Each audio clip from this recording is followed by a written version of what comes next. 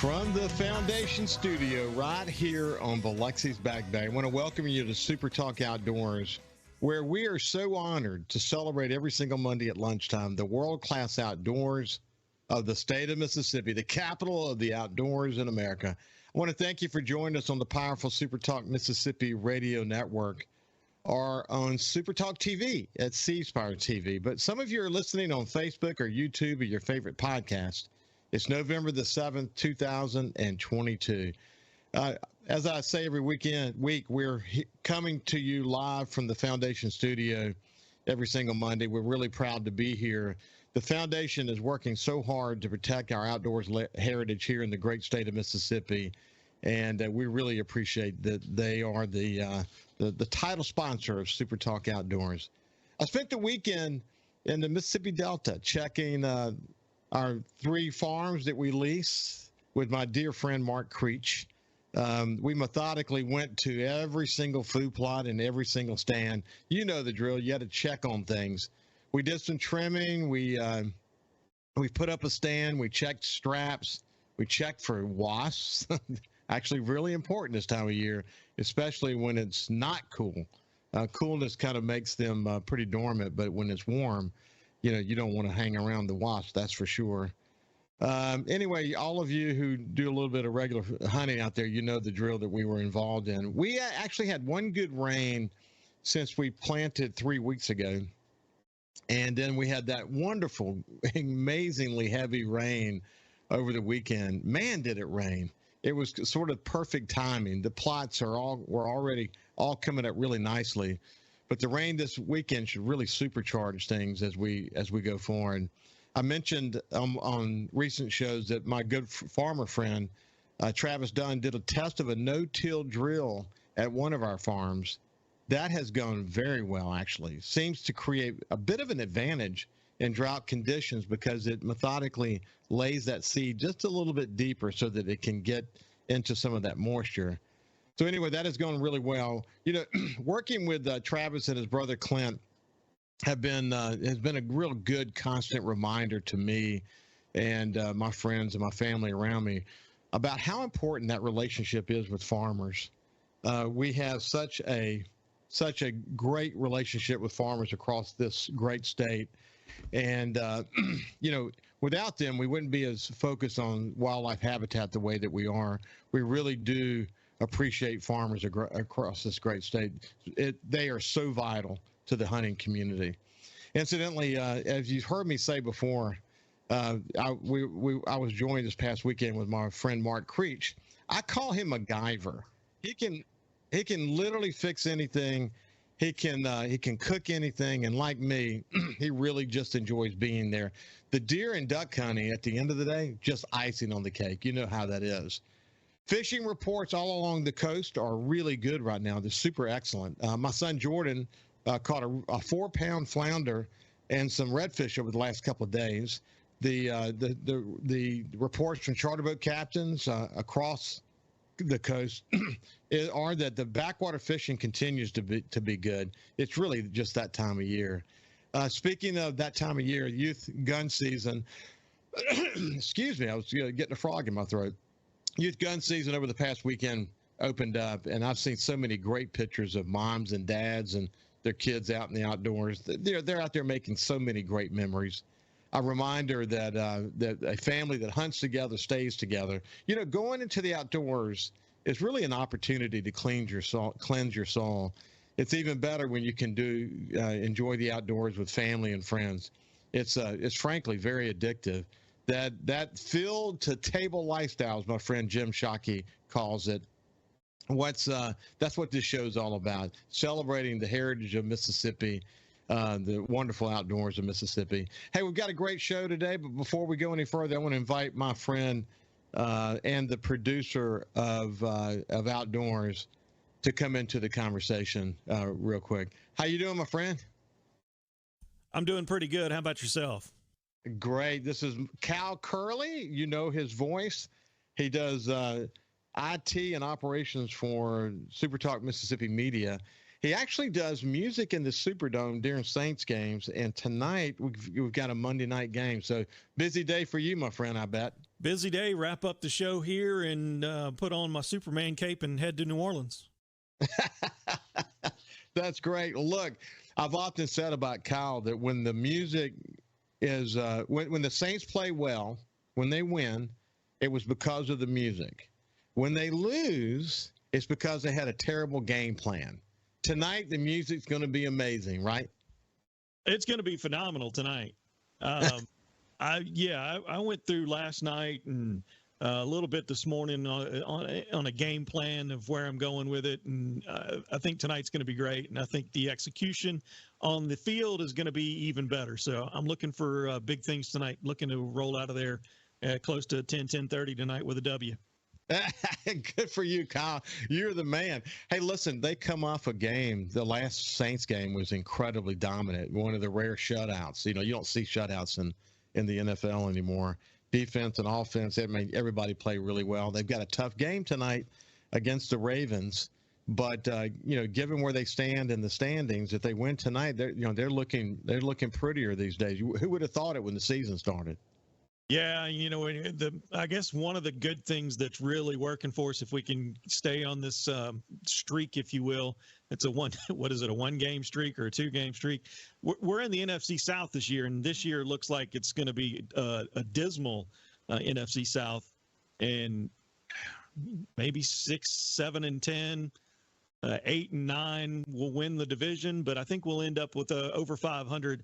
I think we're going to be really close to taking out the South. The Tampa Bay Bucks, I know they went down the field on that last drive with 50 seconds left. It's Tom Brady. So yeah. I think still at the end, I think we're going to be in pretty good shape. Tonight now is going to be a bit different.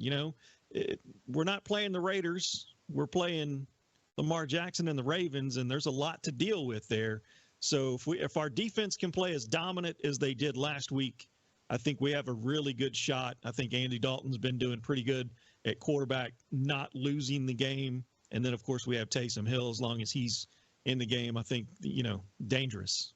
I love the way they're playing with Taysom Hill. That's for sure. Hey, listen, we're going to be moving in just a second over to Brent Madden. He is responsible for new cadets and officer training at the Department of Wildlife, Fisheries, and Parks. But before we go to Brent, I want to with Kyle just say, Kyle, we've had a string of great shows here on Super Talk Outdoors. For example, last week, a little bit of a diversion, but we had our friend Steve Azar back on, who wrote the song One Mississippi, which, as we all know by now, is the state song for Mississippi and the theme song for Super Talk Outdoors. Steve's a special dude, isn't he? He really is. He's the most genuine. Whenever you hear him or see him speak, he is that way all of the time. There's no act with Steve. He's just 100% genuine, just a great person. It's one of those things where, just the limited interactions that I've had with him through the show. I know you've seen him outside of the show. You went up to the festival this year earlier. Great guy. One of those really proud to say he's a friend. Yeah. And, just unbelievably gracious, humble guy. Yeah, it really is. He had so much success in his life, and now he's honored with having the state song from Mississippi. So as he pointed out, when he goes all over the country, man, he's telling us he's getting standing ovations. When he holds that song to last, he's introduced as the guy who wrote the state song from Mississippi. And he gets a standing ovation in places like Denver, Colorado. That's pretty cool to hear, isn't it? It really is. I mean, it just goes to, the strength of that song, and it really does incorporate every bit of what Mississippi is. And I think the secret is starting to get out. The more people visit, whether it's by mistake or they just had to travel here for some type of business, or they're going hunting with a buddy, they always want to come back.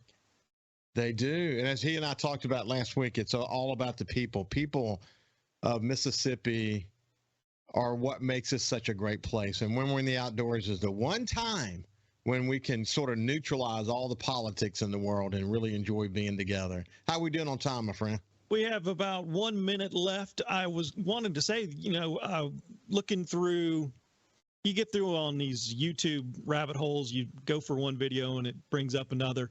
And I ran across a couple that just travels throughout the United States, and a couple of their videos, they visited Gulfport and Biloxi, and the title of one of the videos was Biloxi Beach is not part of the Mississippi you think Mississippi is, or however they worded it. Yeah. Yeah, people are surprised when they come here. We're fortunate that this perception people have can be changed when they come here. That's the beauty of Mississippi. Hey, listen, when we come back, we'll continue Super Talk Outdoors and be joined by Brent Madden. We'll see you after this. I said 3 Mississippi to this land. Leading the conversation on Mississippi's outdoors. It's Super Talk Outdoors with Ricky Matthews on Super Talk Mississippi. Welcome back to Super Talk Outdoors as we hear my good friend Steve Azar's song, One Mississippi, the theme song for Super Talk Outdoors and the new state song for the state of Mississippi. Anyway, I enjoyed that little quick visit with my friend Kyle. And if you're watching Monday Night Football tonight, you'll enjoy the music that you'll hear in the background and know that it's Kyle's the man picking that music and putting it out there for the world to see. And again, if the music goes well, the Saints will win. If they lose, it was because they had a bad game plan. So Kyle's plan is to win. That's for sure. Now I want to shift over to Captain Brent Madden, who is with the Mississippi Department of Wildlife, Fisheries, and Parks. He's over the Mississippi Conservation Officer Training Academy. He's had a great history at the department and grew up loving the outdoors, and we're going to kind of tell his story here shortly. But before we go any further, let me say good morning, Brent. How are you, buddy? Good morning. I'm great. How are you? It's good to see you. Hey, so where are you sitting right now? I'm in the chief's office at our main headquarters in Jackson. Well, good. It's good to see you. You grew up in Scott County, you mentioned to me before we started the show. Yes. Has outdoors always been in your blood? It has. My father and grandfather and uncles, they brought me up in the outdoors. It was every weekend event, whether we were on the water or in the woods, we were doing something outdoors. It's just kind of part of Mississippi's tradition. I mean, it's interesting, and I talk about this here on the show all the time, that some people don't have a grandfather or an uncle or, a father or a mother to bring them into the outdoors, and they find someone later in their lives that connect them. But once they get connected, they stay connected. We're fortunate, though, that part of Mississippi's heritage, though, is to introduce kids to the outdoors really early in life. And I often say on the show that you may have heard this on the first segment, that a family that hunts together, enjoys the outdoors together, stays together. But that's really true, isn't it? Absolutely. I've always said you keep the family in the woods, and especially the kids in the woods. You keep them busy and you keep them out of trouble. So do you still spend a lot of time in the outdoors yourself? I do as much as I can. I tend to work a lot, but any free chance I get, I've got a 10-year-old son that loves the outdoors, so he keeps me busy when I'm not at work. Well, 10 years old, that is such a great age. I have sons now that are older, but when they were growing up, they were about 2 or 3 years apart, and for a stretch of maybe more than 10 years, I never even held a rifle anymore. I just sat with them and enjoyed them. And then when they were plenty big enough to be by themselves in the stand, when they would let me come with them, I'd just go hunt with them and enjoy their hunt together. I mean, some of the best memories in my life are in the outdoors with my kids, and I'm sure that's where you are in your life as well. Yes, sir. I'll be honest with you, I can't tell you the last time I harvested a deer or turkey, but I can tell you the last time he harvested one. And that's true. That is so true. And of course, we're just now, this past weekend was the opening of youth season. And of course, social media gives you some insights into how many happy families there were across the state. It's good to see that, isn't it? I mean, I know that one of the things that you're really focused on is hunting safety, and we'll come back to that in just a second. But it's great to see this heritage continue through the youth season, isn't it? Yes, sir, it is. And, we think when we take a kid hunting that, it's just about going out harvesting something. But, You know, you spend so much time in the shoot house with your kid in your lap or beside you talking, you know, those good father-son, father-daughter conversations that, you know, you can't put a price on that. You can't. We didn't do the youth season this past weekend. We will this coming weekend. And so as of now, we have I think we have the count is 7 kids. 7 kids will be there. And of the 7, I think 4 are girls. And man, it's going to be fun. I cannot tell you how much I enjoy being in the outdoors with kids. Now that my kids are older, my friends who have more than one child, you know, I'm quick to volunteer to help them, you know, make sure their kids are enjoying the outdoors and having a great time. But it's a great opportunity to teach about, first of all, just the love of the outdoors for sure. But you teach about life and about how there's no margin for error when it comes to things like safety. And once you instill that in them, it stays with them for the rest of their lives. And they make sure that the people around them are always safe. But, you know, as a conservation officer, you were one for 17 years. It's safety is really important. And you've seen when it didn't go well. You've seen what happens when people don't put safety first.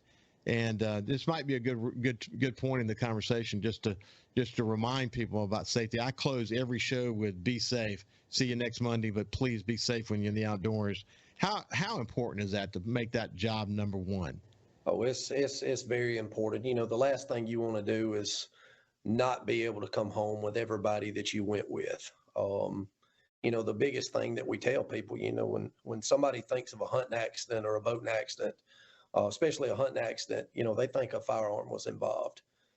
9 times out of 10, you know, most time it's a tree stand accident. We take tree stand safety for granted a lot. Yeah. Hey, I had a friend of mine a few years ago who he was going to go hunt hogs. And so they said, he had a son with him, incidentally. And they said, okay, I want you to go down this trail and then take a left and then just keep going down and you'll see the stand. Well, the stand was a two-man Millennium or something. It was a really good stand. But he didn't make it all the way to that stand. Instead, there was an old wooden stand that had really, really old. Had been there for a long time. And they thought that was the stand. So they got up in the stand. And as soon as he got up, sat down, his son gets in and sits down. The moment his son sits down, the whole thing collapses. Old stand, been there for a long time. He seriously injured his back. But you hear that a lot, don't you? People just, I mean, tree stand accidents come in so many different ways. Checking straps, for example, that's something we do every year. We go in and we put not 1 but 2 straps on every leaning ladder stand, and we don't take it for granted that the strap that's there is going to be safe, because it may not just be right. It could be, you know, the tension of the strap, maybe a weakness in the strap somewhere. It could start to tear and you don't know it. Maybe it's on the backside of a tree or whatever. But there's a lot to consider when you think about stand safety, isn't there? Yes, sir, it is. And on top of all that, most tree stand accidents occur when climbing up or climbing down. I've worked quite a few hunting accidents where, you know, you get there and the climbing stand still 16, 18 feet up the tree, and safety harness is draped over it. And, you know, it's just, they fail because they didn't have it attached. Yeah. So it's, you know, checking your equipment every year, making sure it's good, but also wearing that safety harness is a lifesaver. I've got a couple that are sort of like you're talking about. I think both of them are like 18 feet. I mean, they're just super, super high. But what I have that safety system that you connect to the tree above the stand, and then it comes down the ladder, and it's got the little thing that you click into. So as you're going up, you know, the knot will go up, but it won't come down, and you just, you know, you continue to do that as you go. And I have a club, but it's not a typical club. It's just a family and friend that we call it a club. But, you know, I lease the land and bring some close family members and my closest friends into it. But I require that they wear a safety harness when they go to either one of those stands. And a lot of times they'll just kind of brush it off. No, it's no big deal. I'll get up in it and say, but it's just missing a rung of the ladder on a cold day, or as you pointed out, trying to get underneath some camouflage. Once you get up in it, you're trying to put your gun in there. You're trying to do too much. What you should do is lay your gun on the ground and raise it up once you get up in the stand. But we get in a hurry. We take these basic things for granted. One misstep, and disaster can hit. And you see it, man. And you're seeing people who end up in wheelchairs the rest of their lives. Some of them lose their lives. I mean, it's serious, isn't it? Oh, yes, sir. And it's like we tell people in hunter education, take 1 extra second, possibly 2 extra seconds to be safe rather than forever being sorry. Ooh, that's powerful. That's a powerful message, man. That is a powerful message. I'm glad we focused on that.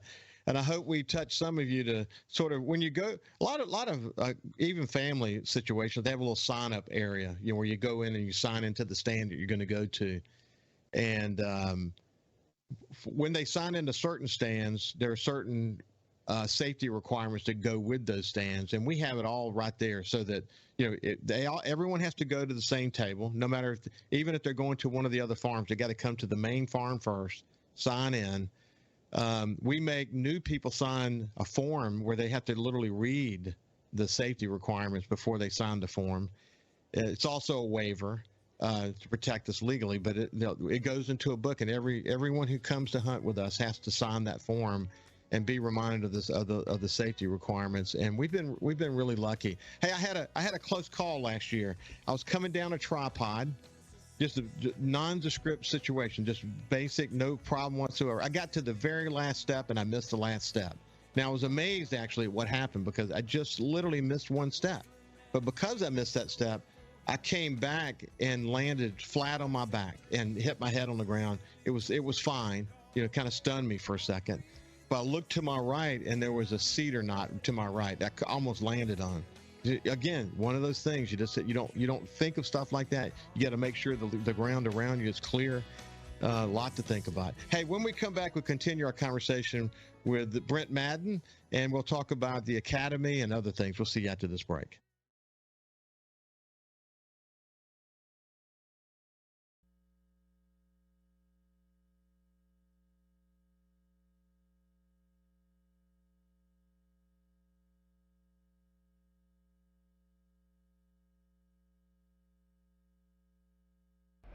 This is Super Talk Outdoors with Ricky Matthews on Super Talk Mississippi. Welcome back to Super Talk Outdoors. I have Captain Brent Madden with us today. He's over the Mississippi Conservation Officers Training Academy for the Mississippi Department of Wildlife, Fisheries, and Parks. And when we went to break, we're talking about safety, especially stand safety. But stand safety is not the only thing you got to worry about. But as he pointed out, people, when you think about hunting accidents, you think about gun accidents of some sort. And thank God we don't have too many gun accidents during the year, but we do have them, and we got to focus on that. It's in all these other activities that go on around it. Four-wheeler accidents, falling out of stands, going up into stands that are old or are not secured to the tree properly. I mean, it comes in a bunch of different forms. But like I did this past weekend, what you got to do is you got to go out and methodically check everything out. Just go one at a time and go down your checklist and just make sure it's safe. Just think about, you're going to have people, guests, and family members and others going to these places, and you don't want them to have a hitch. You want them to be able to enjoy it. But speaking of gun safety, Brent, that is, we cannot overstate how important it is to pay attention to the gun in every respect. That's correct. We teach the 10 commandments of shooting safety in our hunter education classes, and it nails everything down. But the number one thing is treat every firearm like it was loaded. Whether without a shadow of a doubt it's loaded or unloaded or whatever, you still treat it like it's loaded. Because at the end of the day, I can't tell you how many incidents that we worked that, the number one excuse was I thought it was unloaded. Yeah. And, that's, you can't take that back. I had my friend Chris Gertz on recently.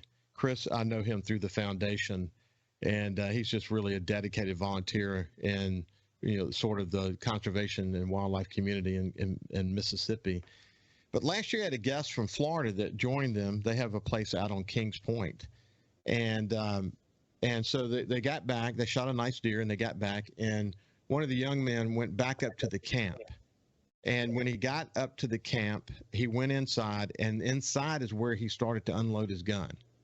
He unloaded, he ejects one, and then he starts to eject another one, and the gun goes off. It goes through the wall, goes outside through another wall, and hits a safe, ricochets off a safe, and then hits another guy in the thigh. And thank God he was fine. It didn't hit anything critical. Obviously got him to the hospital and everything checked out. But Chris was willing to tell the story as a reminder that one of the rules we have at our place is that once you hit the driveway, that gun's got to be unloaded. So I mean, you should never bring a loaded gun into the stand. Load it when you get in the stand. Unload it before you leave the stand. When you get to the driveway, the breech has to be open. The breeches are going to be open. And if anyone finds a gun in this camp that the breech is not open, find me. First of all, we're going to make sure that it's not loaded, and we're going to open the breech, and then whoever owns the gun, we're going to have a conversation with them. But I had a friend of mine whose gun was loaded in the back of a truck. He reached in to grab something. The gun shifted. It went off. The gun went off in the back of his truck and went right through the top of his truck. Man, if someone had been standing there, it'd have been over. But you hear these stories all the time, don't you, Brent? Yes, sir. And it's, it always ends up, well, I never thought it would happen to me, or, I thought it was unloaded, or things of that nature. But, this, at the end of the day, there's no excuse. Just unload it. When the hunt's done, if you're not hunting, there's no sense in it being loaded anyway. Yeah, I have one of my farmer friends' son his name is Jackson Dunn, and I love to hunt with Jackson. He's just a cool young man, very smart. I love when we get into the stand. So first thing he does is he loads his gun. So he takes out his gun. He's got a case. He takes individual bullets out of a case, so he knows exactly what's in the case. He knows when there's bullets missing. Then he methodically loads his gun. When it's get ready to leave, and this is without me having to say anything to him. That's what's so cool about it, Brent. And when we get done hunting, he methodically unloads his gun, pulls the clip out, takes each bullet, puts it back inside the case and in the places where they belong, and then he proclaims, "Guns unloaded, it's safe," and then we leave. He's been taught extremely well. But these are important lessons, really important lessons. Start young in life. And it's sad, actually, that adults too often are the ones who take those things for granted, isn't it? Yes, sir. And it's sad to say a lot of times it is adults that it happens to. We get so caught up in everything we do and, chasing that trophy buck or whatever it may be. And, we take for granted just taking 5 seconds, if that long, to unload the firearm. It's a big deal. So you were a conservation officer for 17 years. What made you decide to get into the business? Well, once again, I was brought up in hunting, and I was that kid that from the time I was old enough to talk that I knew I wanted to be in law enforcement. Back then, I wanted to be a cop.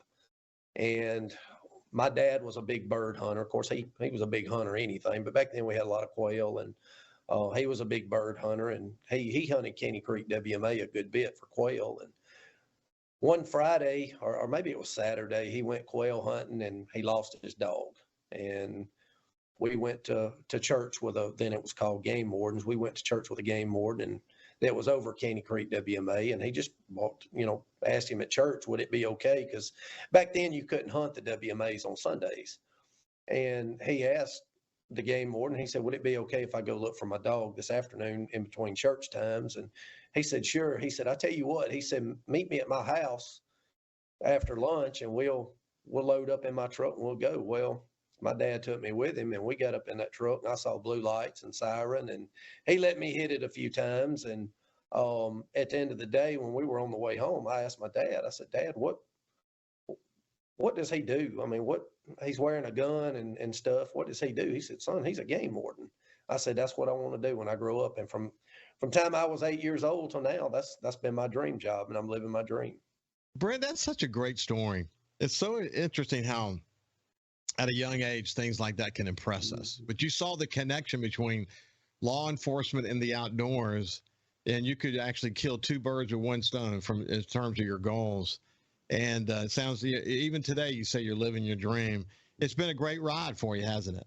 Yes, sir, it has. And it's, I come on in January of '05, and it seems like that was yesterday. When you enjoy something, time flies by. You're not miserable or anything. It's just, something different every day, and it's the best job in the world. That's great. So, so you continued to advance, and you got a lot of experience along the way, and eventually you got involved in the Officers Training Academy. You take that really seriously, don't you? I do. Of course, a lot of my training experience come through military. I learned a lot, and I apply it to my training, and it with the agency. But yes, it's very serious. Not only for liability, but you're making the same impact on these young officers' lives as what the officer did in my life years ago. Yeah, a couple of years ago at our place, one of our stands, we call it the CRP stand, and one of my friend's sons was in there hunting, and conservation officers, two of them actually together, were waiting outside the road where his son went in, and essentially they were just waiting for him to come out so they could check him and whatever. And we went over and met him. And they were the finest young men, man. They were, first of all, they were extraordinarily polite and very well, they represented themselves very well. And it wasn't long after that till my friend's son, Zach, came out. Of course, he had his hunter orange on, his gun was not loaded, had his license. And, they methodically checked him, and again, very respectfully. And we shook hands and said, hopefully we'll see you again. And that was kind of it. But, that plays out every day across the state, doesn't it? Yes, sir, it does. And it's like we train them in the academy. You're not just somebody with a badge flexing your muscles or whatever, trying to show authority. You're a number one servant in the outdoors, whether you're serving the outdoors or the people utilizing the outdoors. And you want to treat people all the same. And the biggest thing is you need to approach people from the aspect of, that may be your replacement one day, especially the younger generation. That may be your replacement one day. You want to make a positive impact on them to where, this may be a job that they want one day. Yeah. So when you think about things like poaching, is, first of all, how do you train officers to deal with it, and how prevalent is that a problem across the state? Well, poaching is a problem, and that's why we're here, obviously, to enforce it. But not all the time are we going to write a citation. The biggest thing is that we make a difference and we stop it. At the end of the day, we want to please the one that made the complaint, and make an impact on the person's life that that we come in contact with. We tell the cadets at the academy, 99.9% of the time we're dealing with two people. One of the people we're dealing with is just somebody trying to put some meat in the freezer or kill a trophy buck. The other one is just out there trying to have a good time. And we're not dealing with your everyday criminals or anything like that. And you got to keep that in mind. But also on the same note, you still have to keep in mind that it doesn't take but that 0.001% to be a danger to you as well. Yeah, that is so true. Listen, when we come back, we'll continue our conversation with Brent Madden from the Mississippi Department of Wildlife, Fisheries, and Parks. See you after this. Carry on, Mississippi.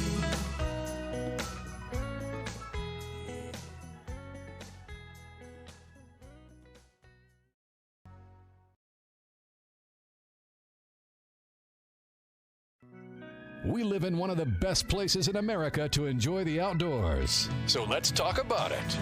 It's Super Talk Outdoors with Ricky Matthews on Super Talk Mississippi. Welcome back to Super Talk Outdoors. We have Captain Brent Madden, who's over the Mississippi Conservation Officers Training Academy and with the Department of Wildlife, Fisheries, and Parks. And when we went to break, we were talking a little bit about poaching. It occurs to me, Brent, that we have a situation in Mississippi where we have a lot of smaller private, land, a lot of private land, and so a lot of bordering land, and people can wander off their land, especially if you have guests, and not realize they're actually on their neighbor's land. Usually that kind of works itself out. Property owners kind of work together and they figure, but every now and then you got a kind of an onerous landowner who gets involved. I would think that this age of much more technology as far as cameras are concerned has really actually helped this problem to some extent, because people are able to sort of monitor their land a little bit better than they were before. Do you see that the advanced sort of cellular cameras are really contributing to helping keep things more minimal as far as poaching is concerned? Yes, sir, it does. And, a lot of people will put them on their gates, on their camps, prevent things from being stolen out of the camp house or whatever they've got. They'll put it on, especially if there's another trail or a main trail coming from the off property or a neighboring property onto theirs. They'll put a camera up there. But also, as far as technology goes, it also helps the neighboring landowner to be able to put up whatever kind of app they got on their phone, to be able to pull it up and say, okay, well, this is close. I'm within 20, 30 feet of the property line. I need to turn around and go the other way. Yeah, that works out really well. Hey, listen, over the years, training's always been a priority for the department, but because of changing rules and laws and liabilities, there's so much that goes into the life of a conservation officer. Training has never been more critical than it is today, has it? That's correct. And, it's once again, it's like we tell our cadets, what people are always, or I shouldn't say always, people will try to sue. That's just, everybody knows that. And one of the things they look at is obviously the officer's action and whatever the circumstances are, but also they look at the training and, to see if that they were adequately trained. And, we take that personally on how well we train people. So when you get a new conservation officer, they know coming into it that they're about to be put through some of the best training and get them ready. And it's that's actually understanding that as part of the hiring process, isn't it? Yes, sir, it is. We have a rather lengthy hiring process where they obviously have to apply, which our applications will hopefully open up on November 15th. You can go through our website and it'll direct you to the Mississippi State Personnel Board to apply. You got to have 64 college hours or an associate's degree, or at least 5 years sworn law enforcement experience and be at least 21 years of age. We usually have at least 2 rounds of interviews. They got to take a PT test to even qualify for an interview, which PT test consists of push-ups, 1.5 mile run, an agility run, and a swim. And then we go, if they get hired, we go straight into the academy, which we try to have at least 8 weeks of our academy on the front end. Then they go to police academy for 12 weeks, and then they come back to us for 4 weeks. That's 24 weeks of training right there. That's 6 months. Then they're on a year-long FTO program, which is field training. So it's roughly a year and a half of training. That's incredible. You think probably in the old days, they probably gave them a gun and a good talking to and turned them loose. Is that the way it used to be? Well, when I come on, we still had about 24 weeks of training, or 22, and they said they give us a gun and a ticket book and they said, "Get after it, boy." Oh my goodness. But you know what you said about you're not typically dealing with these big time criminals, and so there's no reason to sort of elevate the engagements that you have. In fact, you need to go into those conversations usually de-elevating them, to just try to be one human talking to another.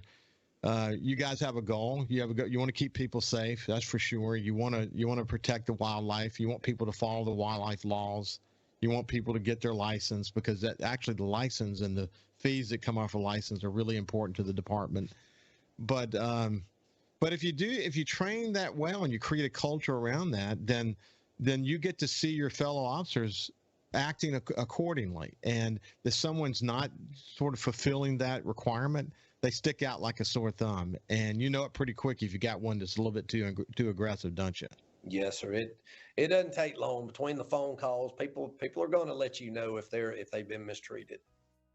Well, listen, Brent Madden, it's been a pleasure to get to know you today. We'll have you back again. I have a tremendous respect for law enforcement community, especially conservation officers that are working hard to help contribute to Mississippi's wildlife and outdoors legacy. So I appreciate you joining me today, and we'll see you again soon. Thank you for having me, and don't forget, November 15th, applications open up. Oh, awesome. Hey, listen, have a great time in the outdoors, and as I always say, be safe. We'll see you next Monday. God bless. Called home, I'll breathe Mississippi to